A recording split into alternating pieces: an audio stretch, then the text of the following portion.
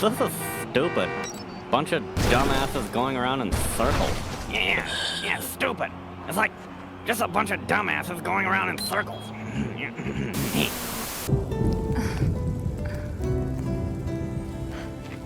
Where's a roof when you need one?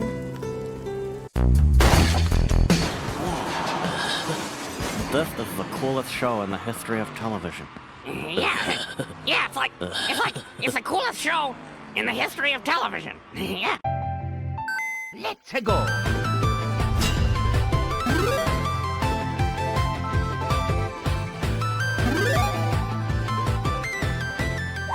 GameNChick Gaming. Hello, my chickadees! GameNChick is back with another review, my longest one yet. Before we get started, I would like to give a huge shout out and thank you to everyone over at Square-Enix for providing me with Final Fantasy VII Intergrade and Intermission to make this review possible. Thank you so much. This one means a lot to me on a personal level. Okay, so with that mushy stuff out of the way, let's get to it.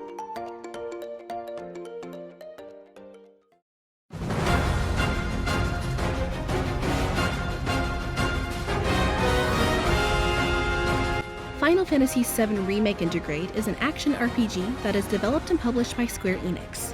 Coming off of its success in the PlayStation 4, Square-Enix decided to re-release the game with better performance, graphical upgrades, texture fixes, as well as extra content in the form of Yuffie DLC that gives us a glimpse of what's going to come forward. But are all of the changes and fixes enough to warrant buying this on PS5? Or are you better off sticking with the PS4 version for now? Only one way to find out, so let's mosey! The planet's lifestream is being drained for energy by the Shinra Electric Power Company, a world-dominating mega corporation headquartered in the city of Midgar. Shinra's actions are weakening the planet, threatening its existence and all life that inhabits it. It's now up to ex-soldier Cloud Strife and the eco-terrorist group Avalanche to take the fight back to Shinra and stop them from draining the planet of all of its energy. But a conspiracy theory and a mystery unfolds that shakes the foundation of their plan to its core and changes not only their lives, but the lives of the entire planet as well.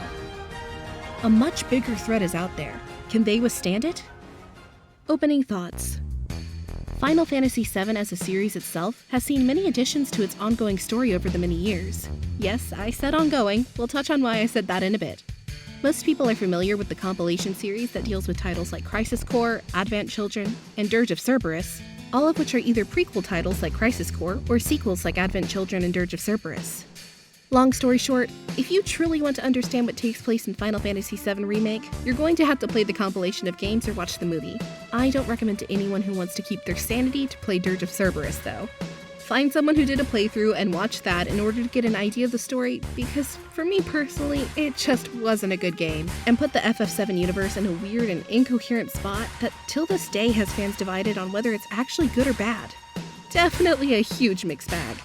This is just the tip of the iceberg when it comes to understanding this franchise. I could get into things like Deep Ground that take us even further down this gigantic, never-ending rabbit hole, but we'll save that for the Yuffie review. So why exactly did I just explain all of this to you when you're just here for the review of Final Fantasy VII Remake Intergrade? Well, that's because reviewing this title is personal for me on an emotional level.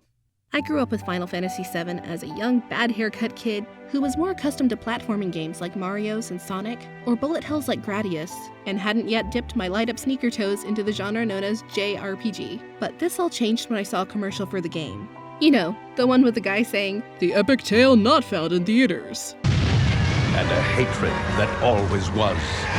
And now, the most anticipated epic adventure of the year will never come to a theater near you. Final Fantasy VII.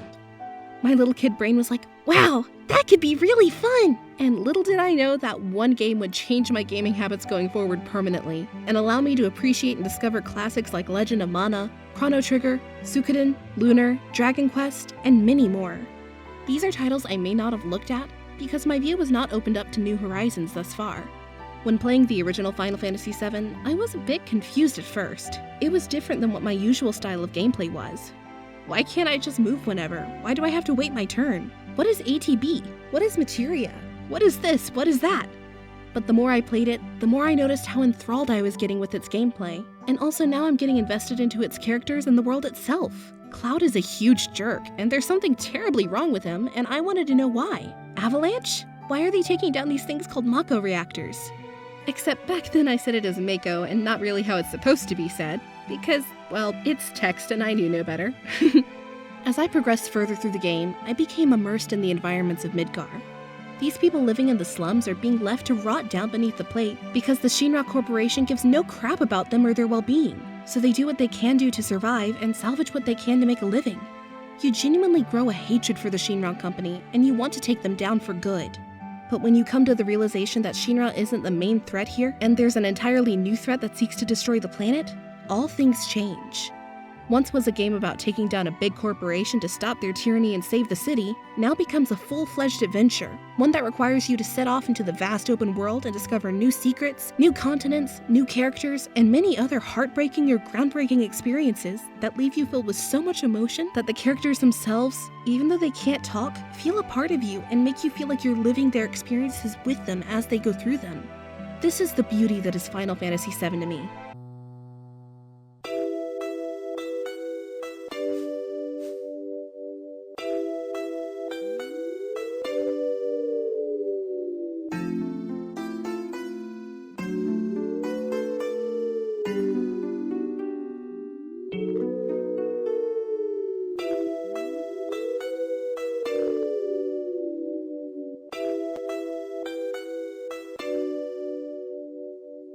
It's the one game that, till this day, just hearing certain parts of the soundtrack like Ahead on Our Way can immediately thrust back memories into my mind, and I can recall exactly what I was doing in the game my first time experiencing that song or area.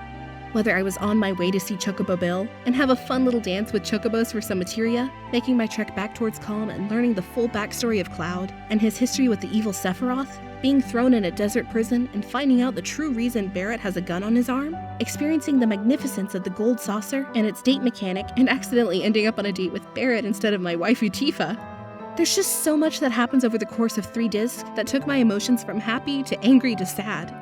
One minute I'm laughing at how silly it is to see Turk members Reno and Root acting like they're school kids and asking each other, who do you like? It's like elementary school or something. And then another example of me just being so damn mad at the betrayal by Kate Sith and just thinking, ugh, I want to strangle this damn puppet so dang much for what he did. The story can definitely get confusing. I won't lie and say it doesn't get a little bit convoluted, but between the vast world that feels alive, with secrets like breeding chocobos so you're able to find the Knights of the Round Summon, using and mixing materia together to create better magic attacks and other spells, completing specific objectives like playing a tune on Tifa's piano, and completing rounds of endurance fights for Cloud at Gold Saucer to obtain their special limit break attacks, makes searching out every secret a journey in itself. Final Fantasy VII, even till this day, and after all these years later, still gives me emotions that no other game has been able to ever since, and many people feel the same way. This is why with the news of it finally being remade, which we've actually wanted for a long time, actually became a reality, we got a little nervous. Square-Enix up to this point has been a company that's hit or miss. Final Fantasy XII, while overall has a pretty bad name, recently people have started to soften up their opinions on it. Then came the Final Fantasy XIII series with its 2 sequels that spawned more controversy, more negative than positive, a failed first launch of Final Fantasy XIV 1.0, which I was actually a part of, and then the long wait for Final Fantasy XV, which was a step in the right direction, but still wasn't up to the high quality we've known Square-Enix to achieve. We were worried that we were going to get the modern era of Square-Enix, and not the classic, hit after hit company of Square that gave us timeless classics. But here we are now, a year out from the release of the game on PS4, and it was mostly met with overwhelming positive reviews and praise. Well, minus a certain aspect that has fans divided still, even me. The original PS4 version was bogged down by several issues such as texture problems, frame rate, load times, and other stuff, but with Intergrade, things were supposed to change. But did they? Only one way to find out. Let's go! Gameplay. As you start your journey, you're thrusted into the game's opening cinematic that has Cloud doing his classic flippin' hero landing in front of the train at Mako Reactor 1. The camera then does a smooth spin around Cloud and bam! You're into the game in one smooth transition. That scene you just thought was a traditional cinematic? That was all in-game, and there's no smoke and mirrors here. The first time I played this scene, I was absolutely floored for 2 reasons. For one, I was amazed that this was actually in-game and not a cutscene, and on the other hand, I couldn't believe I'm actually playing a remake of Final Fantasy VII. It was surreal. But is it really a remake though? Is it really? At least in the technical term? Well, You'll just have to wait to see and find out the answer to that the further I get along with this review. Once you're off and running, this is where the first taste of combat comes into play, and the first mission basically becomes your opening tutorial, albeit a little less intrusive one than you're traditionally accustomed to. Gone are the traditional JRPG turn-based mechanics, and instead it's become more hack-and-slash based in what feels like an evolution of the combat system from Final Fantasy XV. Your first encounter allows you to play around with your normal attacks using the square button in operator mode, while pressing triangle brings you into Punisher mode that allows you to use more powerful sword swipes and offers a chance for you to counterattack if you time switching to Punisher mode at the right moment. If timed just right, you'll counter your enemy's attack and fill up the damage on not just their HP bar, but their stun meter too. Stun meter? The heck is that? Well, stun meter acts as a way to disorient your opponent by momentarily stunning them when they're in this state. And when they're in this state, they're more vulnerable to attacks by you and your party. Now is the time to unleash all your most powerful attacks when your foes are incapacitated. As you make it past the first area, it is here where you can truly see the level of care and love that the developers took with each individual character. In the original Final Fantasy VII, the character Biggs, Wedge, and Jessie are side characters and loyal members of Team Avalanche along with Barret and Tifa. They don't have many lines in the original and are really only in the first few hours of the game, and that's it. We never really learn much about them as far as their backstories, due to their heartbreaking demise at the fall of the Sector 7 plate, but that changes with the fully voiced version of their characters here in the remake. Wedge is a fun-loving guy who is always trying to make a difference any way he can. Jessie is spunky, hyper, and extremely thirsty for Cloud. I'm talking about someone who has been walking in the Sahara Desert for 3 days without water type of thirsty. Sheesh girl, calm down. She flirted with Cloud a bit in the original FF7, but in this game, it's amped up to an 11. Biggs, who looks like Charlie Sheen from Hot Shots, out of everyone in the group of Avalanche, tends to be more serious and thinks things through and worries about the what-ifs, so he always has a plan in case something goes south. This is where the game completely has a one-up against the original, the character development. As you run through the Mako reactor, the banter between Barret and Cloud is pure gold, and their personalities are nailed to a T. Cloud is sarcastic and a huge jerk. He's only there for his paycheck and doesn't give a crap about Avalanche or saving the planet, but Barret is trying to save the planet and thinks Cloud being an ex-soldier for Shinra is suspicious. So, of course, like all men do, they try to out-alpha male each other at every point they can. Whether it be Cloud quipping with attitude, telling Barret to get help for believing he can hear the planet cry in pain, or Barret telling Cloud he'll basically kill him if he sees one sign of him being a backstabber. The best thing about it, the dialogue spoken not only between Cloud and Barret, but with Wedge, Biggs, Jessie, Tifa, Aerith, etc., all feel like natural conversations, with nothing being forced or overly cringe, like the Kingdom Hearts series or previous FF titles.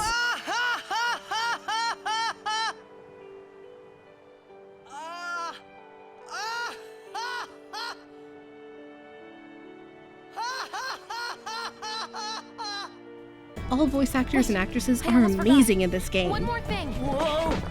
Stop it! What in the hell are you trying to... Easy, you'll make us fall. Not if you do first! Maybe you're not okay.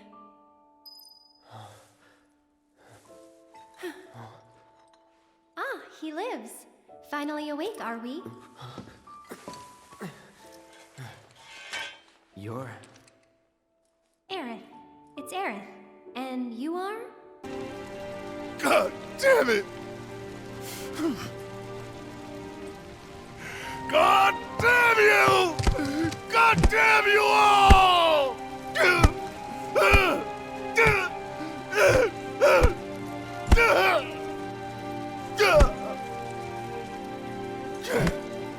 Molly. Molly.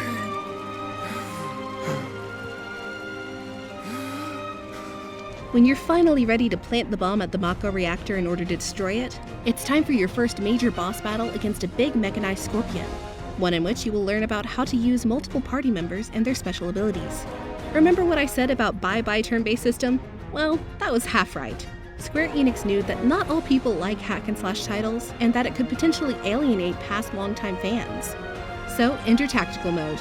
During a battle, you're able to press X and enter Tactical Mode. In this mode, you'll be able to slow down time and pick your attacks at your own pace, just like a traditional turn-based game, as well as press R2 and L2 to switch between characters to give them commands that range from abilities, spells, items, or their special attack named Limit Breaks that can be used when taking enough damage for a one all-powerful attack. Switching between playable characters also works seamlessly by pressing left or right on the D-pad to immediately switch to your character of choice. If an enemy is high up where someone like Cloud can't reach, it is then advisable to switch to Barret so that he may utilize his gun attacks like Focus Shot or Maximum Fury. It's imperative that you switch characters as often as possible, because if you stay in one character too long, you gain enemy aggro and they will specifically attack that character, so switch it up as often as possible. This boss was a freaking pushover in the original game, but here it's a grand and epic event that has your adrenaline pumping as you're piecing together the right technique to beat him, all while hearing Cloud and Barret talk crap about each other back and forth while they're trying to figure out just what the heck they have to do. When the mech is finally slain, you and Barret must plant the bomb and get out of the reactor as quickly as possible. After you make it out in a slick and fancy style, you see the damage your blast has caused. Thousands are without power, houses burning, and you realize to get revenge on Shinra, you've devastated the lives of innocent civilians. Who's in the wrong? Is it you, or is it in Shinra? The game makes you think on this a lot. Walking around after the explosion, you feel super bad, even though you know Shinra is the one that caused this. The bomb you had planted, a low-level explosive that was used by Jesse, is not one that could do this amount of damage. So what happened? Shinra helped detonate the bomb on a grander scale so that they could make use of propaganda and brand Avalanche as traitorous terrorists who were working with Midgar's adversaries, the Wu Tai. Their whole plan is to gain sympathy by branding Shinra as the victim, so that people rally around them and they can continue the war with Wu Tai for all that power and guild. Man, you hated them in the original, but good lord, you hated them even more in Remake. You want to go full Liam Neeson on them. Being able to walk around the burning and destroyed areas of the sector for the first time, which you didn't get to do much in the original, is heartbreaking. People can't get in touch with relatives. People wondering how they are getting home. You get to see and feel the damage you have done to these poor people's lives. But before you get too upset, we finally get our first few deviations in the story that is completely different from the original game in the form of Sephiroth's return. In the original title, Sephiroth is more of a myth or legend. It's a long and mysterious build-up to find out just what he's all about, and it's done beautifully. But here in Remake, he's like, "Hey guys, what's up? Shall I give you despair?" and shows up at the beginning of the game. Cloud is confused as all hell because he literally killed this man in Nibelheim a few years ago, and there's no way he can be back. But here he is. After some really twisted mind games by Sephiroth, where he shows Cloud his burning village and tells him how he killed Cloud's mom, Cloud snaps out of his would-be hallucination and convinces himself that it wasn't real. But oh god, here we go. This is where I really started getting worried. Now is the time you finally meet Aerith, a bubbly flower girl from the slums, but something is wrong. She's swatting away at the air, but in her panic she grabs you, and you now see what she is so afraid of. Ghost-like figures that look just like Dementors from Harry friggin' Potter. I'm serious. Design could have been better, bucko. Avada Kedavra, just die! These ghosts, they're known as Whispers, the arbitrators of fate. Oh no. Oh boy. Here we go. I'll hold off on my rant for now. As you progress through the story, you'll realize that for the most part, the game follows the original title storyline pretty closely, albeit more fleshed out with the characters and side quests to do. Chapters 1 to 5 cover all your missions relating to Avalanche, such as the Mako reactor bombing or brand new elements, like helping Jessie steal from her coma-induced dad while she, Biggs, and Wedge eat pizza. No, I'm not joking. This is literally what happens. Her mom's pizza prob sucked though, and that's the real reason he's in a coma. Chapter 1 to 5 also introduces a brand new soldier named Rosh, who is loud and obnoxious and just wants to fight for fun, and I friggin' love him. He never came off as evil, just someone who liked to be challenged, and the bike mission to take him down was a blast to play. As I stated in my semi-review of the PS4 version, the best aspects of this game are from the scenes that were in the original game, but now completely more in depth. Like Cloud and Tifa's promise scene in their hometown, Barrett's adorable relationship with his daughter Marlene, Jessie, Biggs, and Wedge all getting their own character development, making you grow to love them even more, which makes it that much more traumatizing when they meet their ends. You knew it was coming because it happened in the original, but now that they all have huge personalities and you spend hours more with them, it's such a damn gut punch watching Biggs and Jessie meet their fate. Ugly face cry time now, folks. The game starts off very strong with chapters 1 to 5, but chapters 6 and 7 is where it hits a snail pace with a lot of filler. These are definitely the missions where they said, "This game is too short, we need something to fill the time with, add these." This happens quite a few times too, even besides those chapters. Like with chapter 10 sewers that seem to go on forever. Chapter 14 where you go back to the sewers again for a time waster of a mission that I could not stand at all. Leslie, I hate you. Pure game padding. Chapter 16 and 17 is also a mixed bag of really awesome elements, like meeting Doggo friend Nanaki, most notably referred to as Red 13, and fighting against a remnant of Genova, one of the main reasons behind everyone's problems, and good lord is this fight good. Fighting can get pretty intense, and holy crap, as soon as the remix of the classic Genova theme starts playing, pure and utter musical bliss to my ears. So damn good. You okay? You're up. Here goes. Taking over.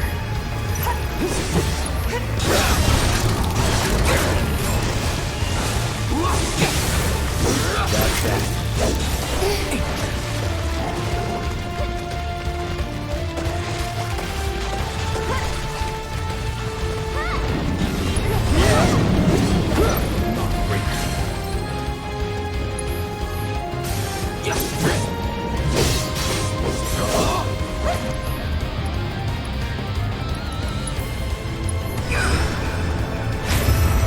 Thanks for coming to help.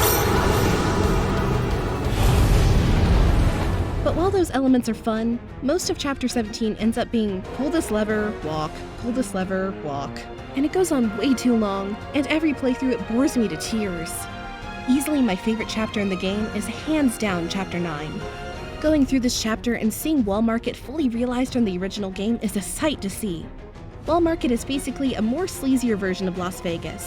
It has gambling, street thugs, brothels, and even an underground fighting ring, where you and Aerith must team up together in order to win the cash prize and be allowed to enter Don Corneo's mansion to save Tifa. This whole tournament is like one big game show. A game show with death, that is. It all houses one of the most intriguing boss fights in the game, too. Yes, there's a pun that's intended here, because you literally fight a house. Hell House. Once was a random, casual boss fight in the original game, but now full-fledged spectacle. It's both the most WTF moment of the game, but also one of the best. You also get to have a dancing minigame against Honeybee Inn's Andrea, and I don't think I've laughed so hard at a game in a long time. Cloud is always so serious and stoic, but here he is, getting serious and dancing his heart out to win the favor of Andrea to be turned into a woman? Wait, what?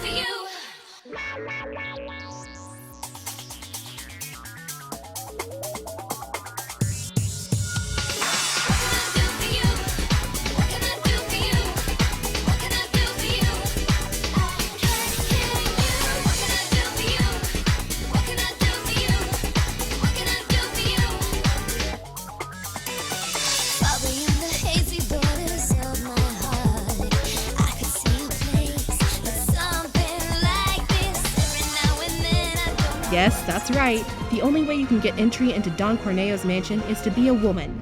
So by impressing Andrea, you get a makeover to dress Cloud up as a girl and infiltrate the mansion along with Aerith to save Tifa. This scene was done to perfection and blows the original game's version of Honeybee Inn out of the water, no contest. But that's enough talk about chapters I like. I want to speak briefly about other mechanics in the game that relates to gameplay and will be key in your success and progression. This has to do with skill trees and materia. As you level up your character, regardless of who it is, you will gain ability points. These ability points are able to be used on characters' weapons that can raise the stats of your HP, MP, attack, extra materia slots, and many other choices. This is the case for every single weapon in the game. That's 24 different weapons, each with their own skill tree, and each adding an additional ability to them as you master them. Focus Thrust for Buster Sword, Maximum Fury with Big Bertha, True Strike with Purple Pain, ATP Ward with Reinforced Staff. These are just some of the abilities gained, and in order to gain these new skills, you must use the weapon over and over till you get enough points to max them out completely. It's a tad repetitive, but it's so worth doing it because once you max out all weapons, you're able to use every single weapon skill you've learned with any weapon of your choosing. So now all you have to do is map your attacks to your controller via battle settings, and use them in fast succession for a more hectic combat pace. Well, that's if you want to, of course. You can still play tactical mode and do everything manually. That's what I do. Materia system is also going to be huge to use. Much like the original game, materia is equipped to add certain abilities or spells for the player, offensive and defensive. These are able to be equipped to your weapons and accessories you wear and can not only give you a boost in defense, but HP as well. Strategizing what to equip people with is key. For a character like Aerith, who acts like your white mage, it's best to equip her with materia such as Magicka, which raises her magic power, healing materia to cast healing spells, and mix in blue materia called Magnify. Why do that? Well, if you link Magnify and healing together, instead of healing one person at a time, it will instead heal your entire party. The same works for her offensive spells as well. Use Magnify and Fire together, and chain a link of fire attacks that hits every enemy. It's damn cool. Same works for anyone else too. Barret is a tank. Equip him with HP up, give Cloud and Tifa first strike materia, and allow them to get a huge boost of ATB at the beginning of any fight to take the advantage in your battles, cause each ability you use drains 1 or more ATB bars. Now, I've been pretty upbeat about this game, right? And for good reason. There's a ton to love about this game. So much in fact that I can't name it all. But now comes my turn to rant on the stuff that confused me or even angered me. Remember when I talked about the whispers earlier? Well, we're back to that now. This is easily one of the worst aspects of the game to me. Every time you move through the game and push the story along, they show up to keep you from something interesting. They're not in the original, so adding them here came off as if Nomura put in another one of his M. Night, what a twist moments. In a nutshell, their job is to make sure fate and course of history is not changed at all.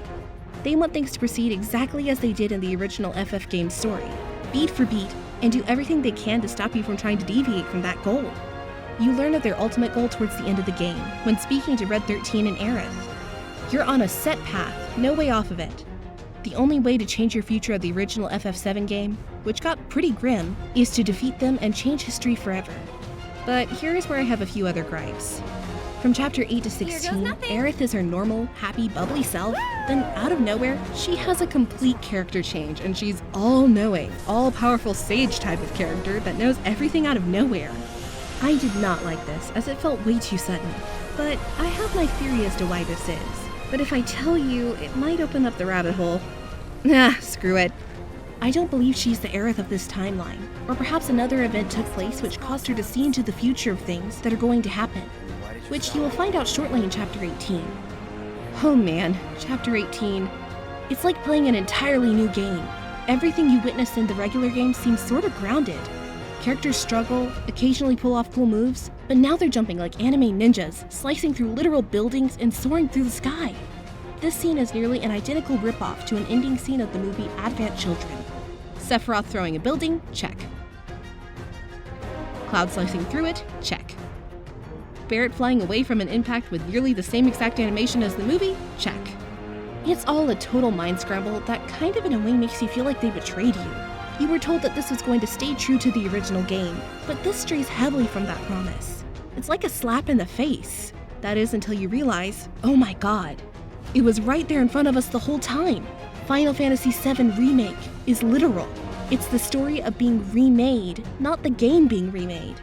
Yes, if you haven't guessed by now, FF7 Remake is an actual sequel title. Now with branching off timelines where Zack Fair lives instead of dies. Zack's death serves as a catalyst for all the events of the original FF7 to take place. Now that he lived, none of that happens in that timeline. Everything changes. I'm still annoyed by the whispers though, don't get me wrong, but I've always wanted a sequel to FF7 in actual game form, and now I got it! Just at the expense of the original game's story. Conflicted for sure, because this can either go the Kingdom Hearts route of a mess of a story, or become something amazing. There's definitely big plans coming ahead, with more hints coming in Yuffie Intermission DLC, which I'll be covering very soon and giving my theories on just where we're heading. Such as, I think the Sephiroth in this game is actually the Sephiroth from the timeline of Advent Children. Ooh! So, stay tuned! Extra stuff. After you've beaten the game, there's still much more to do. Find the ween little boy named Chadley, and take on VR missions that allow you to fight against summon monsters like Shiva, Ifrit, Leviathan, and a fat boy Chocobo, or take on the Shinra VR missions on normal mode and hard mode to get extra prizes, like an accessory that starts you off every battle with a limit break. You're also free to play any chapter to go back and finish all the side quests you want to for extra story arcs, like what dress Tifa will wear, what dress Aerith wears, dialogue outside Aerith's house, etc. Beating the game on hard mode also gives you books for each character that awards AP to max everything out. Definitely worth it. I did every single thing possible during my PS4 playthrough, including beating the hardest challenge in the game, which made you fight 5 enemies in a row on 1 health bar. All the summons, followed by the secret boss. But it was so worth it. Even after doing all this, I still couldn't stop playing, clocking in with a total of 142 hours, now over 160 hours when combined with Intergrade. You won't get bored anytime soon. There's also tons to unpack as far as references go. Longtime fans will get many of them, like Rude having a secret crush on Tifa. In the original, he likes her, and this carries over in Remake. During a scene of the Sector 7 platefall, his partner Reno is about to shoot her with her helicopter, but he pulls the control stick to make him miss, and Reno is just like, "What the heck, bro?" And Rude responds with the, hand slipped. Fans of the original got this reference, and it's the small details that made it amazing. Chapter 4 sees you get a reference to the Gold Saucer play scene from the original game when you find a letter written by Jessie telling her parents that she got into a play as a lead character, the princess at Gold Saucer. In Shinra HQ, you find hints at the long-running fan theory that Final Fantasy X is actually a prequel to Final Fantasy VII, when you find a picture with a man who looks like Shinra from Final Fantasy X-2, who was all about using energy in the name of Spira, much like the Shinra company of Gaia does now. Those are just some of the references for fans to catch. And I didn't even mention the console Easter egg from Crisis Core. Overall, when it's all said and done, Final Fantasy VII Remake Intergrade manages to do what I didn't think was possible. It actually took elements from the original game and made them even better this time around. Amazing character development, smooth and engaging combat that feels like a better version of Final Fantasy XV, deep combat and upgrade system that allows you to mix and match materia and have freedom of using any weapon you want based off your favorite abilities, gorgeous music that gives me goosebumps every time I hear it, reimagined Midgar that immerses you in its atmosphere, and with Intergrade here, improved performance, better texturing, smoother frame rate, and they fixed the infamous door. Game of the Year.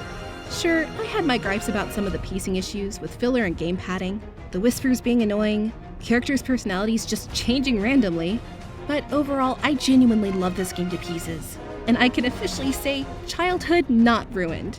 So with this very long build-up, it's a no-brainer if you have a PS4 or PS5. My verdict is clear. GameNChick says bye now.